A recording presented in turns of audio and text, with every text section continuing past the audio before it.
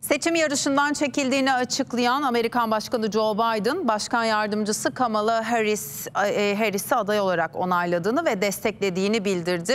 Bill ve Hillary Clinton da Harris'e desteğini açıkladı. Konuyla ilgili açıklama yaptı Harris de. "Niyetim adaylığı hak etmek ve kazanmak" dedi. ABD Başkanı Joe Biden 5 Kasım'da düzenlenecek başkanlık seçimlerinde aday olmayacak. Biden sosyal medya hesabından adaylıktan çekildiğini açıkladı. Adaylık için başkan yardımcısı Kamala Harris'i desteklediğini söyledi. 2020 seçimlerinde başkan yardımcısı adayı olarak Kamala Harris'i seçmenin aldığı en iyi karar olduğunu kaydeden Biden, "Bugün de Kamala'ya partimizin adayı olması için tam destek ve onayımı veriyorum" ifadesini kullandı. Biden, "Demokratlar şimdi birlik olma ve Trump'ı yenme zamanı" mesajı verdi. Gözlerin çevrildiği başkan yardımcısı Kamala Harris'ten yazılı açıklama geldi. Harris, Biden'ın desteğini almaktan onur duyduğunu ifade etti. Adaylığı hak etme ve kazanma niyetinde olduğunu söyledi. Trump, Biden'ın seçim yarışından çekilmesinin ardından yaptığı açıklamada, "Başkan yardımcısı Harris'i yenmek Biden'ı yenmekten daha kolay olacak" demişti. Harris ise yaptığı açıklamada rekabeti başlattı. "Demokrat Parti ve ulusumuzu Donald Trump'ı yenmek üzere birleştirmek için elimden gelen her şeyi yapacağım" dedi. Harris açıklamasında Biden'ın yarıştan çekilme kararını özverili ve vatansever olarak nitelendirdi. Bu kararın nedeninin Biden'ın ABD halkını ve ABD'yi her şeyin üstünde tutması olduğunu belirterek seçim gününe kadar 107 günümüz var. "Birlikte mücadele edeceğiz ve birlikte kazanacağız" dedi.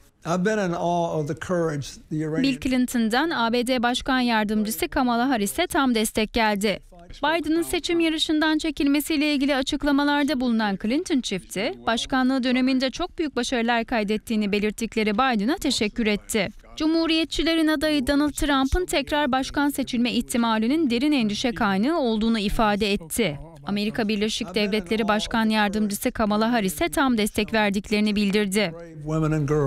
Eski ABD Başkanı Barack Obama da yazılı açıklamasında Biden'ın ABD tarihinin en önemli başkanlarından biri olduğunu belirtti. 4 yıl boyunca ülkeyi Trump başkanlığından koruduğu değerlendirmesinde bulundu.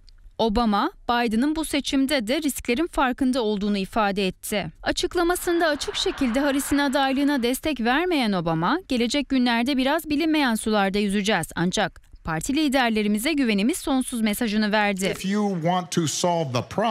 ABD'de yerel medya ve birçok uzman, Biden'ın başkan yardımcısı Kamala Harris'in yanı sıra eski ABD Başkanı Barack Obama'nın eşi Michelle Obama'nın da Biden'ın yerine geçebilecek adaylar arasında olması olasılığını konuşuyordu.